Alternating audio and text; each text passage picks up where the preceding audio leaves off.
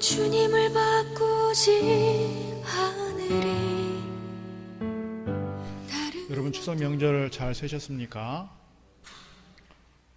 추석의 이 풍요로움이 또 이 평강이 또 풍성함이 여러분의 삶에 또 가정과 기업에 늘 함께 하시기를 주의 이름으로 축복합니다. 오늘 본문의 말씀은 제가 장례 집례할 때 자주 인용하는 말씀입니다. 오늘 1절 말씀 보니까 육신의 장막집이 무너지면 하늘의 영원한 집이 우리에게 있다 이렇게 말씀하고 있는데, 우리는 누구나 우리가 지금 가지고 있는 이 육신의 집을 다 벗고 영원한 하나님의 나라로, 하나님께서 지으신 집으로 우리가 이사를 가야 하는 그런 존재다 하는 것입니다. 히브리서 9장 27절 말씀도 사람이 한번 죽는 것은 정한 이치라, 누구도 이것을 거스릴 수 없는 존재라는 것입니다. 그러나 그 후에 그것으로 끝나는 것이 아니라, 죽음으로 끝나는 것이 아니라 그 후에는 심판이 있다 이렇게 말씀하고 있습니다. 오늘 우리는 누구나 육신의 집을, 또 우리가 살아가는 이 세상을 다 남겨두고 버려두고 내려놓고 하나님께서 오라 하시면 가야 될 때가 있다는 거예요. 지난주에 우리는 김순호 권사님 80대 중반에 김순호 권사님이 이렇게 떠나보냈습니다. 또 추석 연휴 때에는 저하고 동갑이신 이정엽 집사님, 이강희 권사님 동생 되십니다. 우리 안미석 집사님하고 이렇게 따님 나와 있는데 그 젊은 집사님 떠나보내게 됐습니다. 집례하면서 그런 생각이 드는 겁니다. 나이가 상관없이 언제라도 하나님께서 오라고 하시면 가야 하는 게 우리 인생이구나. 그래서 저 자신을 생각해 보는 거예요. 그럼 나는 갈 준비가 되어 있나?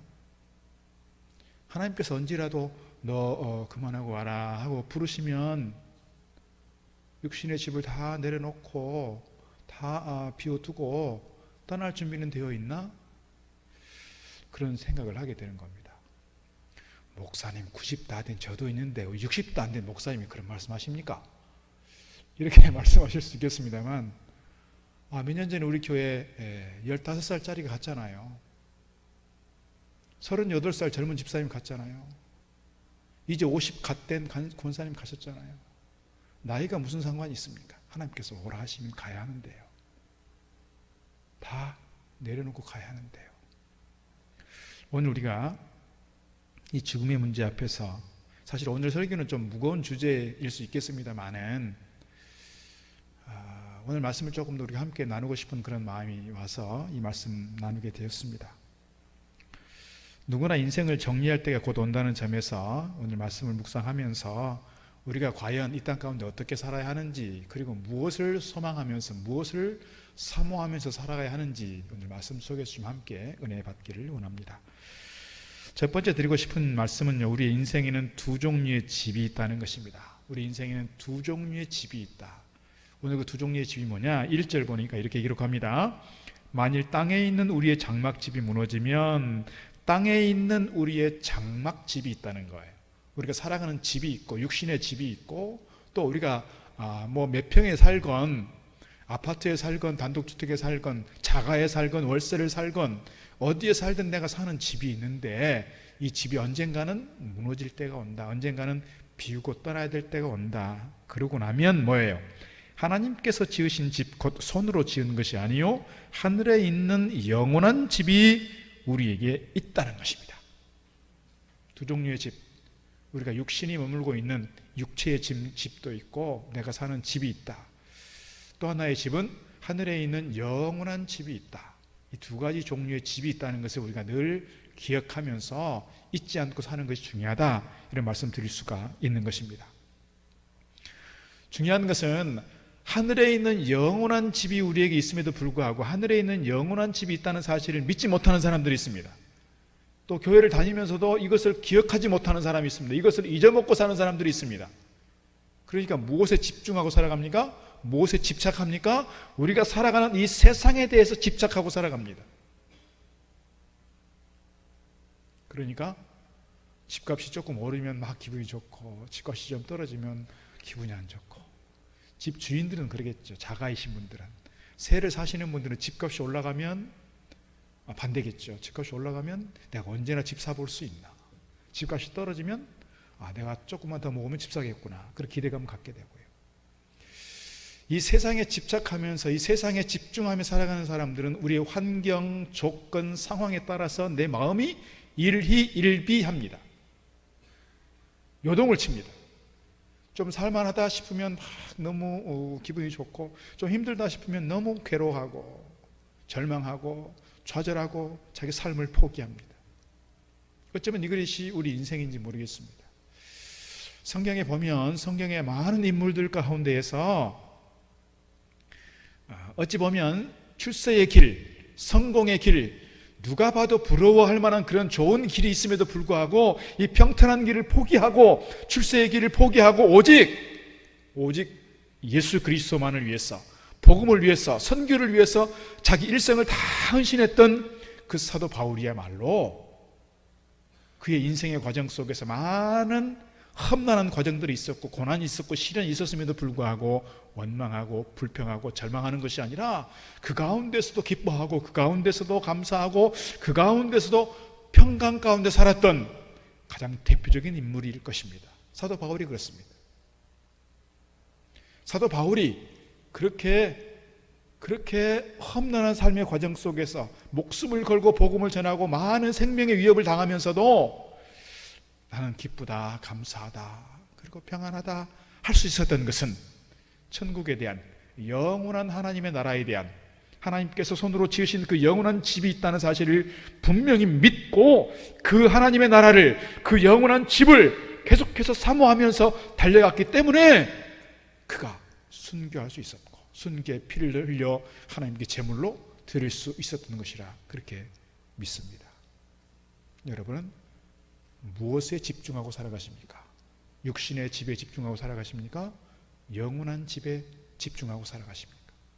두 종류의 집이 분명히 있다는 것을 기억하고, 언젠가는 우리가 육신의 집을 비워야 할 때, 육신의 집을 마감해야 될 때, 육신의 집을 내려놓고 하나님께서 오라 하실 때 떠날 준비를 해야 한다는 거예요. 제가 지금까지 추석이나 설 명절이 되면 늘 이렇게 사실 가족들을 보는 마음에, 또 고향을 찾는 마음에 늘 기분이 사실 많이 업되었었습니다. 그런데 이번 명절에는 고향을 갔기는 했습니다만은 가장 좀 마음이 무거웠던 명절인 것 같습니다. 저희 가정에 큰 변화가 있었기 때문입니다. 저희 어머니가 올해 이제 80이신데 지난 10여 년 전에 뇌경색이 왔습니다. 그래서 편마비가 오게 되었고 걷는 것이 많이 불편했습니다. 그래서 겨우 밀고 다니시고 집안에서는 거의 멍덩이 끌고 다니시고 이렇게 생활을 했습니다. 당뇨도 좀 있으시고 또 신체적으로 여러 가지 몇 가지 이렇게 좀 안 좋은 부분들이 있습니다. 그러다가 지난 봄에 제가 몰랐던 부분이 있었는데요. 지난 봄에 이제 심장에 문제가 생겼습니다. 심장에 문제가 생겨서 대학병원에 가서 심장 스텐트 시술을 했습니다.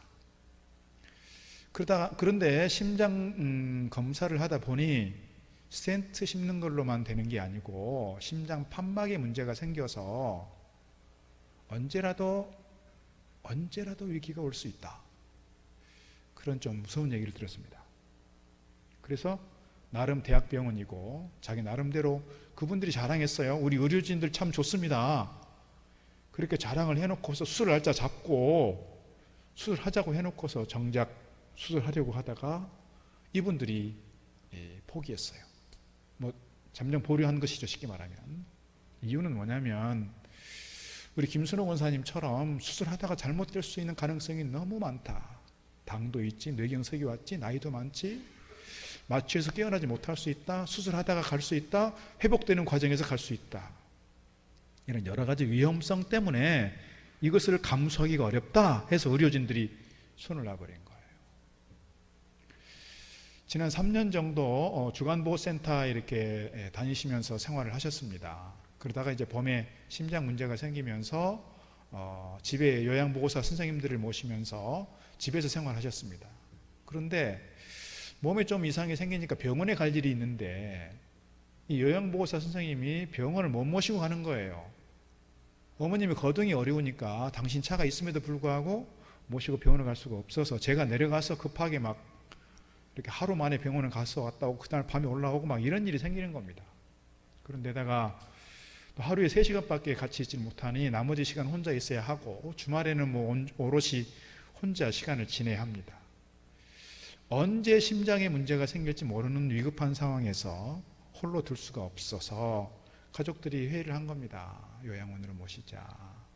어머니도 그렇게 동의하셨어요. 지난 여름에. 당장 가기는 좀 뭐하니 추석 지나고는 가자 그랬어요.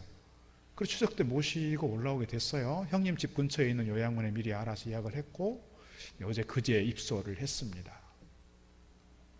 입소하기 전날도 그러셨다고 합니다. 형님 집에 주무시면서 그래도 집이 좋은데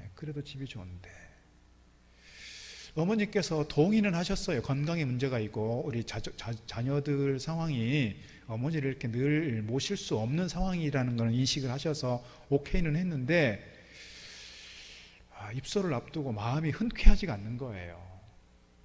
새로운 환경에 적응해야 되고 새로운 사람들을 만나야 되고 또 새로운 시설에 가서 남은 삶을 산다는 것이 흔쾌하게 오케이가 안 되는 겁니다.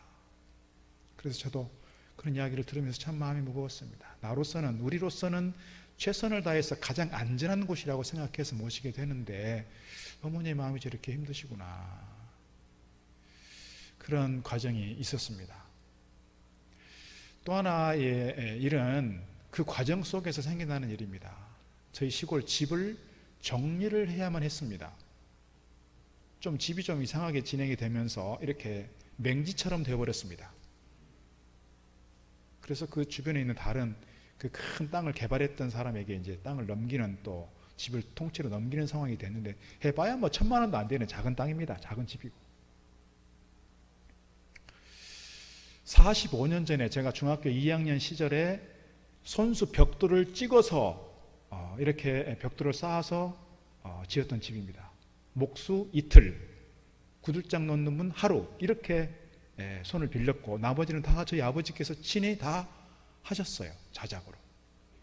그리고 손때가 묻은 그 건물입니다. 그 건물이고 아래채 이제 아주 안 쓰는 골방 같은 거 하나 아래채에 이렇게 있는데 그 방에 제가 중학교 시절부터 썼던 그 책상이 그대로 있었습니다. 뭐 창고방 같은 거 막 처박혀 있는 거니까요. 그때 그 시절에 썼던 사전, 목편 이런 게 그냥 있었습니다. 그 짐들을 다 정리를 하고 그 집을 비워주고 나와야 했습니다. 급하게 매매가 진행되는 과정에서 비워줘야 되는데 해도 끝이 없더라고요. 해도 끝이 없어요. 어쨌거나 저도 개인적으로 45년 동안 머물렀던 집이었고 저희 어머니는 사실 그 지역에서 80년을 사셨던 그 고향입니다. 그 고향을 떠나오는 과정 속에서 사실 마음이 쉽지 않더라고요.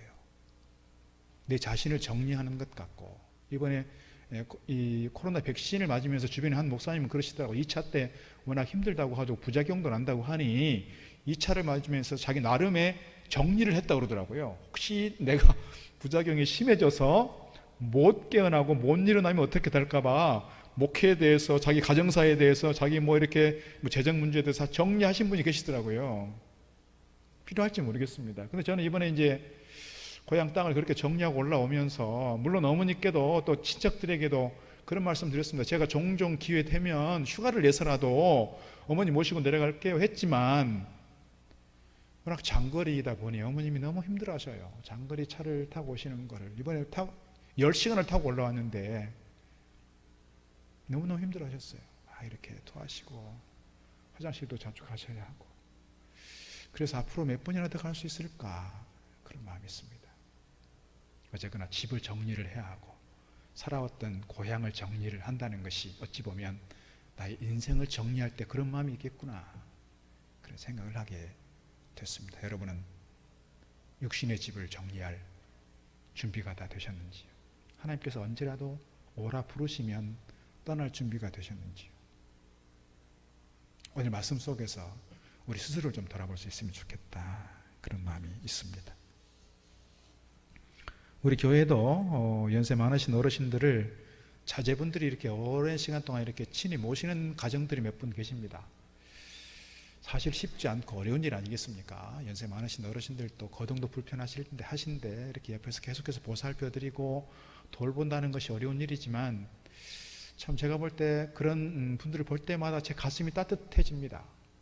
쉽지 않은 일인데 저렇게 잘 모시는 것이 참 주변 사람들의 가슴을 따뜻하게 해주고 또 감사거리가 되고 저분들 참 잘하시는구나. 그래서 마음속으로 제 어머니 이런 과정을 보면서 더 이렇게 그런 분들에 대해서 참 칭찬하고 싶다, 축복하고 싶다, 그런 마음이 있었습니다. 잘하는 일이구나.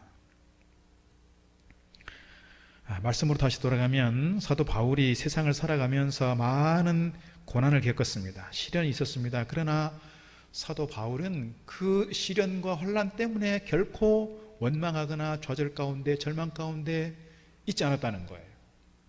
있지 않았다. 제일 힘든 게 뭐였을까 생각을 하면 저도 그런 생각을 할 때가 종종 있습니다. 저도 이렇게 가끔씩 몸이 불편해질 때가 있고 그러면 병원에 갈 때가 있고 입원할 때가 있고 또 강단을 지키지 못할 때가 있는데 그러면 우리 성도님들이 얼마나 걱정들 하시는지 몰라요.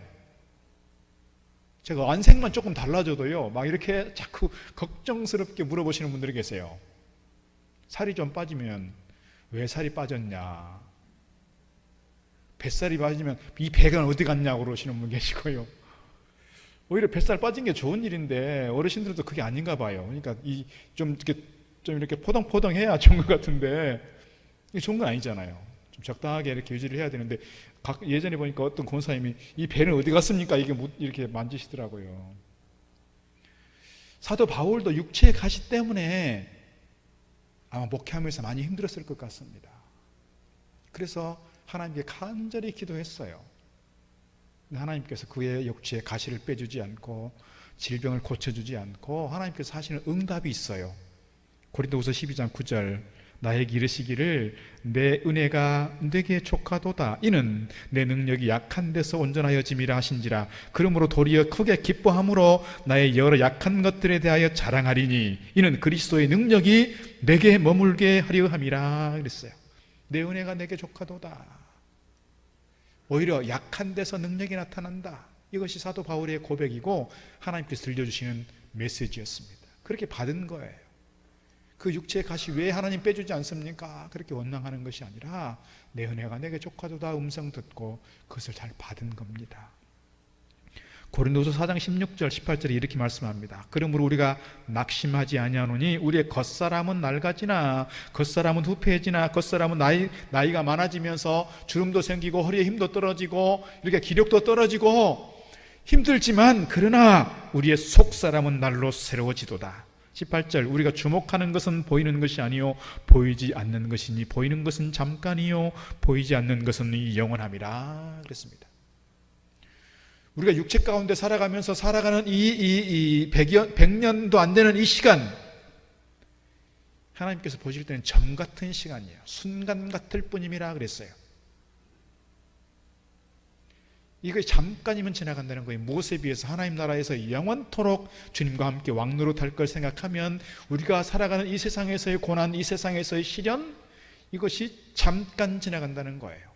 근데 그것을 알지 못하니까 왜 나에게 이런 시련이 계속됩니까? 왜 나에게 이런 고통이 없어지지 않는 겁니까? 탄식하면서 괴로워하면서 그렇게 가게 된다는 거예요.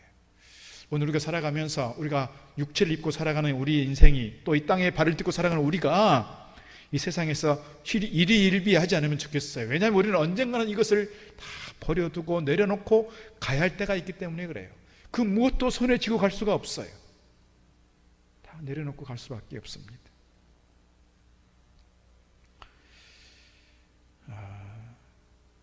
사도 바울이 오늘 가지고 있는 직업을 생각을 해보면 오늘 장막집이라고 했는데요. 이 장막집에 대한 이해가 어찌 보면 사도 바울이 가장 잘 이해하고 있는 부분이 아닐까 싶습니다. 그때 당시에는 장막을 만드는 일, 천막 만드는 일을 했고 오늘로 말하면 이중직을 한 것이죠. 이제 어떻게 보면 자비랑 선교를 많이 했기 때문에 천막 만드는 일을 하면서 이제 생계를 유지를 했고 또 복음을 전했던 일이었습니다. 물론 교회의 도움을 받기는 했지만 그게 넉넉하지 않았던 것이지요. 나무로 지은 집도 사실은 오래 갑니다. 나무로 지은 이런 집을 보니까 제가 경상북도 의성에 가면 안동김씨 종택이 있어요. 안동김씨 문중에서 사용하는 종택이 있는데 그 집은 약 500년 정도가 됐습니다. 지금도 사용하고 있습니다. 선조 때, 그러니까 임진왜란이 있기 전에 벌써 지은 집이에요. 500년 동안 나무로 지은 집을 잘 사용하고 있습니다. 절 같은 경우에는 뭐 고려시대 때 지은 절들이 지금도 있잖아요. 우리 교회는 이렇게 벽돌을 쌓아서 지었습니다. 물론 안에는 또 콘크리트가 있겠죠. 이렇게 콘크리트에 벽돌로 지은 집들이 꽤 오래 갑니다. 우리 구본당도 벌써 돌로 지은 건물인데 60년이 지났잖아요. 서양 같은 데 보면은 1000년 이상 가는 그런 집들도 있습니다. 그런데 거기에 비하면 이 장막은 금세 떨어지지 않겠어요? 저희 어린 시절 보면은 초가집에 살았습니다. 매년마다 지붕을 바꿔야 했습니다. 그것처럼 천막으로 집을 지은 사람들은 오래 햇빛을 보면 이것이 삭아요. 바꿨어야 됐을 겁니다. 햇빛을 오래 보면 또는 비바람이 맞으면 또 이렇게 여러 가지 상황 속에서 금방금방 바꿔야 했을 것입니다. 오늘 사도 바울이 이렇게 장막집으로 비유하는 것은 우리 인생이 그렇다는 거예요. 우리 인생이 금방금방 우리는 다 갈 수밖에 없는 존재다라고 하는 것을 우리에게 이야기해 주고 있는 것 같습니다. 그래서 고린도후서 4장 17절 말씀에서 사도 바울은 이렇게 자신이 복음을 전하다가 세상을 살아가다가 받는 고난을 잠시 당하는 가벼운 고난이라고 말하는 거예요. 우리가 잠시 받는 혼란에 경한 것이, 가벼운 것이 지극히 크고 영원한 영광에 중한 것을 우리에게 이루게 함이니, 지금 사도 바울이 받고 있는 혼란이 있고 어려움이 있지만 이것은 하나님 나라 가운데서 영원토록 누리게 될 그 영광의 큰 무게에 비하면 지금 내가 당하고 있는 이것은 너무너무 가벼운 것이고 잠깐 지나가는 것이다, 이런 이야기입니다. 그렇다고 제가 우리가 살고 있는 집에 대해서, 세상에서 어떤 필요한 것들에 대해서 너무 무시하라, 이건 없어도 돼, 이런 말씀을 드리는 게 아니에요. 사실 우리가 살아가면서 집도 필요하고 돈도 필요하고 경제적인 부분도 필요하고 사회적인 어떤 위치도 필요해요. 선한 영향력을 끼치기 위해서 또 우리가 가지고 있는 좋은 명예도 필요해요. 그래서 제가 가끔 이 말씀을 드리는 것은 뭐냐면, 육신의 장막은 언젠가는 무너진다는 점에서 여기에 너무 집착하며 살지 말자는 거예요. 여기 집착하며 살다 보니까 돈 몇 푼 때문에 사람이 마음이 왔다 갔다 하잖아요. 돈 몇 푼 때문에 심지어 죽이기도 하고요. 환경이 조금 바뀌니까 어떻게 해요? 금방 좋아했다가 금방 또 아파하고 신음하고 괴로워하고 절망하고, 이것이 우리 인생이 아니냐 말이에요. 왜 그래요? 이것은 금방 다 벗어야 할 짐이라는 것을 우리가 생각하지 못하고, 우리에게 곧 하늘에 영원한 짐이 있다는 사실을 알지 못하고 기억하지 못하기 때문에 생겨나는 일이 아니겠느냐 하는 말씀 드리는 것입니다. 우리 인생의 집은 언젠가는 무너지고 영원한 하늘의 집이 있다는 사실을 늘 기억할 수 있기를 주의 이름으로 축복합니다. 그래서 두 번째, 하늘의 영원한 집을 사모하자는 거예요. 하늘의 영원한 집을 사모하자. 오늘 사도 바울은 우리 인생이 누구나 경험하게 되는 죽음에 대해서 세 가지 이미지로 우리에게 설명하고 있습니다. 하나는 집의 이미지예요. 아까 말씀드린 것처럼 1절 말씀에서 만일 땅에 있는 우리의 장막집이, 그러면서 하늘에 있는 영원한 집이 우리에게 있다고 말씀하고 있어요. 집에 대한 이미지를 가지고 말합니다. 두 번째는 옷으로 설명합니다. 오늘 2절로 4절 상반절 말씀 이렇게 기록합니다. 참으로 우리가 여기 있어 탄식하며 하늘로부터 오는 우리 처소로 덧입기를 간절히 사모하노라. 이렇게 입음은 우리가 벗은 자들로 발견되지 않으리 함이라. 참으로 이 장막에 있는 우리가 짐진 것 같이 탄식하는 것은 벗고자 함이 아니요 오히려 덧입고자 함이라 그랬어요. 여러분, 결혼식을 할 때, 신부가 결혼식을 단장을 할 때 얼마나 아름다운 드레스를 입고 화장을 하고 그러지 않습니까? 평상시에 입고 있는 옷, 평소에 입었던 옷을 입고 결혼식 한 사람들은 거의 없을 겁니다. 새로운 옷을 입는 거예요. 새로운 옷을. 결혼을 위해서, 또 다른 새로운 삶을 위해서 옷을 갈아입는 것처럼 오늘 우리가 천국에 가게 되면 우리 육신의 옷을 다 벗고 새로운 옷을 입는다는 거예요. 그래서 요한계시록 7장에 보면 이 흰 옷 입은 자들이 누구냐 그랬어요. 흰 옷 입은 자들이 누구냐?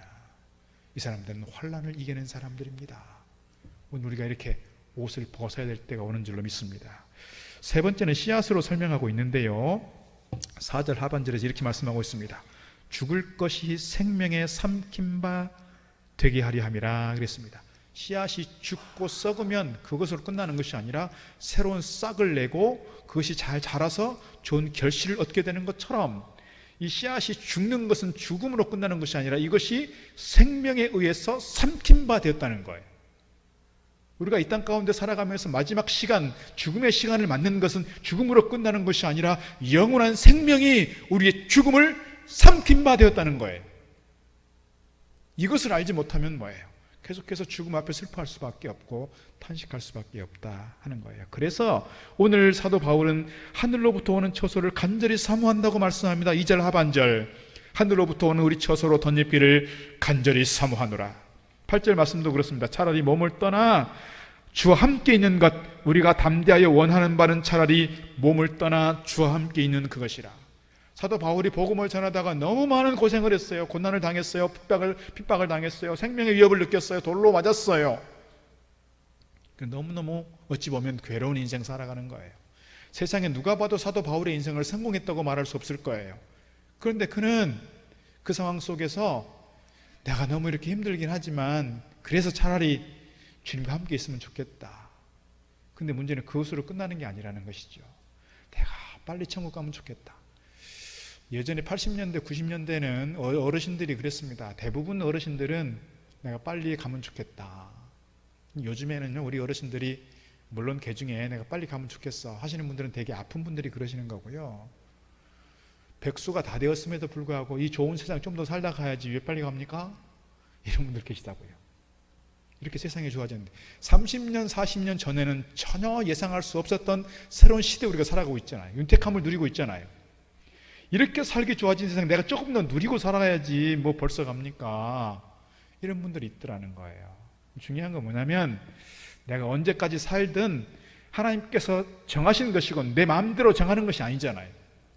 문제는 내가 살아가는 삶 동안 저 천국에 대해서, 영원한 하나님 나라에 대해서 우리가 또 사모하고 사모하면서 가야 할 필요가 있다라고 하는 말씀 드리고 싶은 것입니다. 사랑하는 여러분, 우리가 하나님 나라에 가는 것에 대해서는 사실 우리 스스로 말하는 것이 아니라 성령께서 보증해 주셨다 말씀하고 있어요. 오늘 5절 말씀 보니까 이렇게 되어 있습니다. 곧 이것을 우리에게 이루게 하시고 보증으로 성령을 우리에게 주신 이는 하나님이시니라.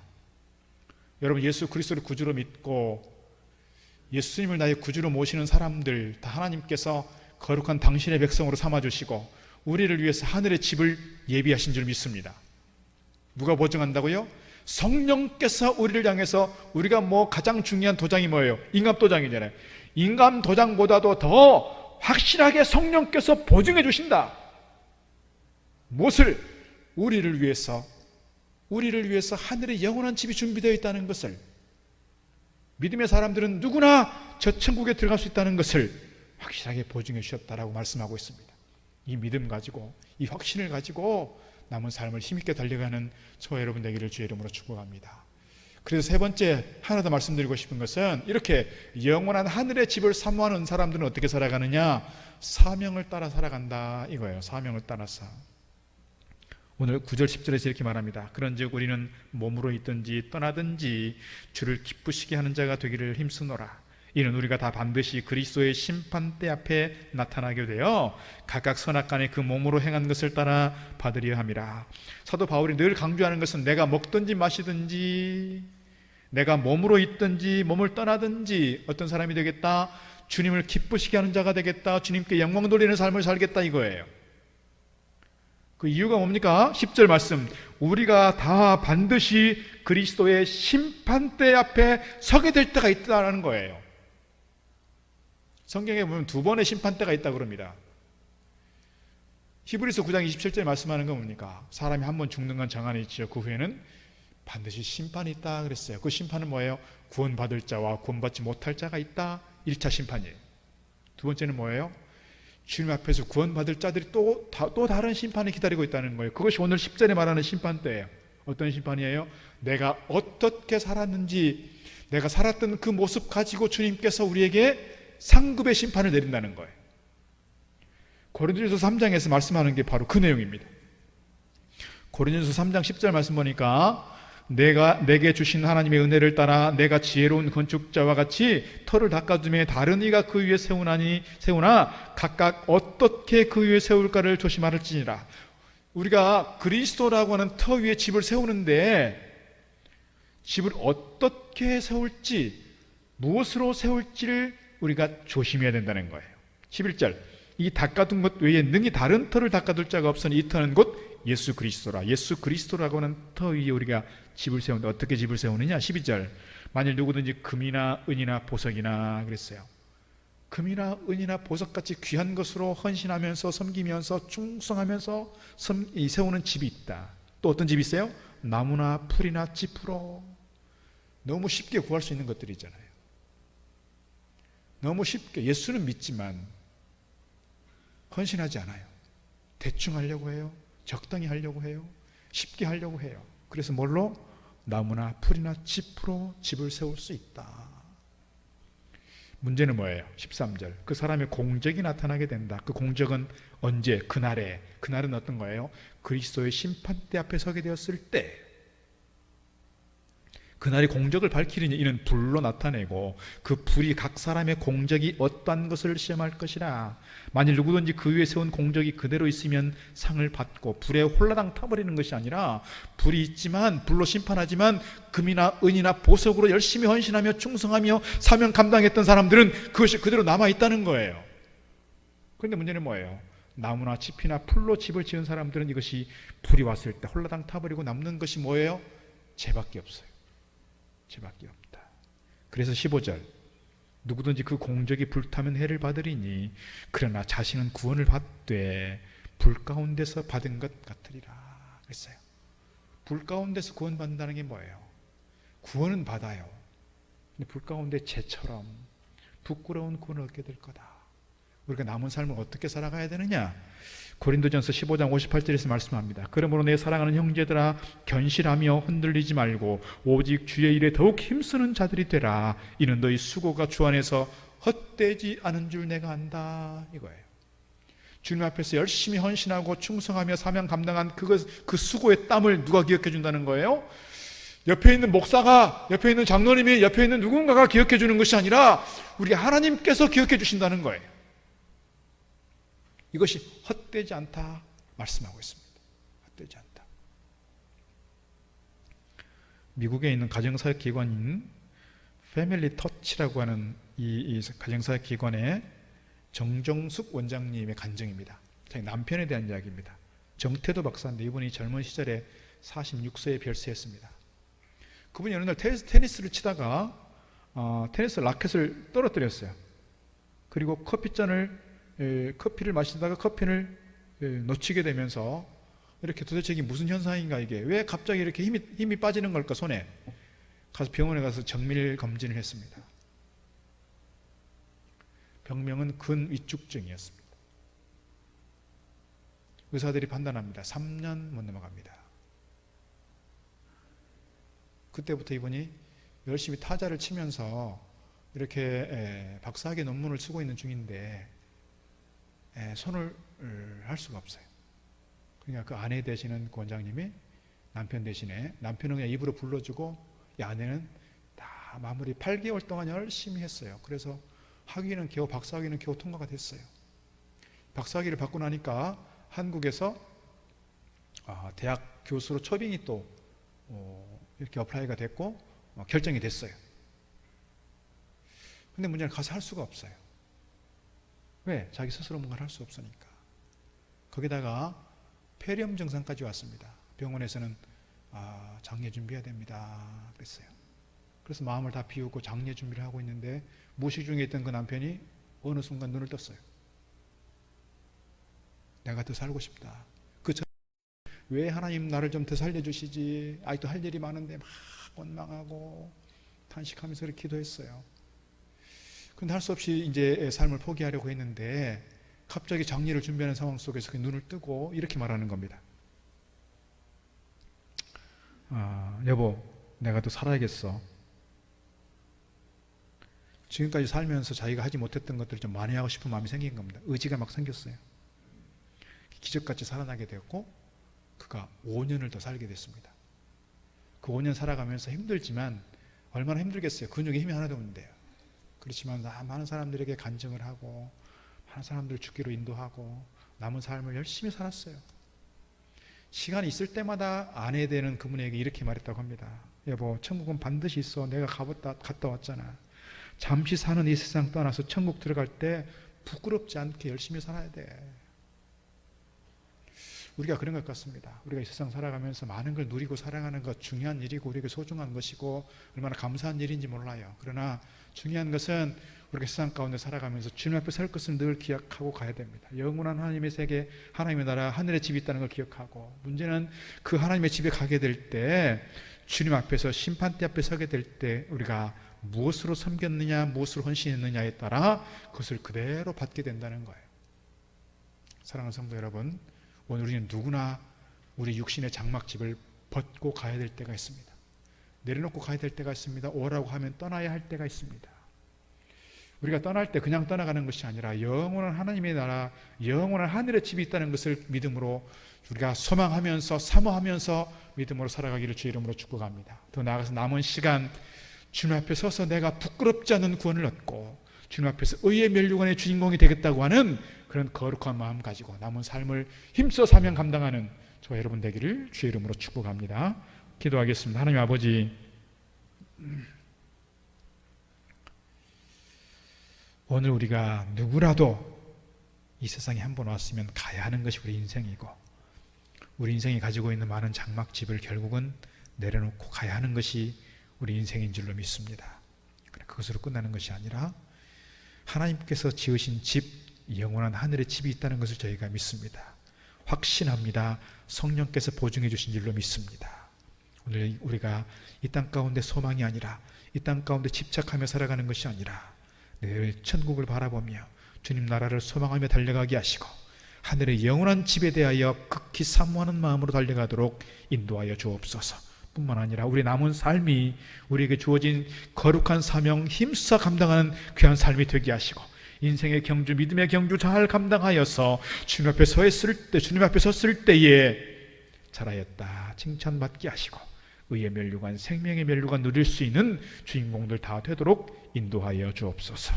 오늘 살아가면서 힘들고 지쳐있는 우리 가족들이 있습니다. 주님, 저들을 위로하여 주시고 결코 어떤 상황 속에서도 저희들 좌절하지 않게 하시고 삶을 포기하지 않도록 도와주시고 주님을 바라보며 하루하루 승리의 삶을 살아가는 저희들 되도록 인도하여 주옵소서.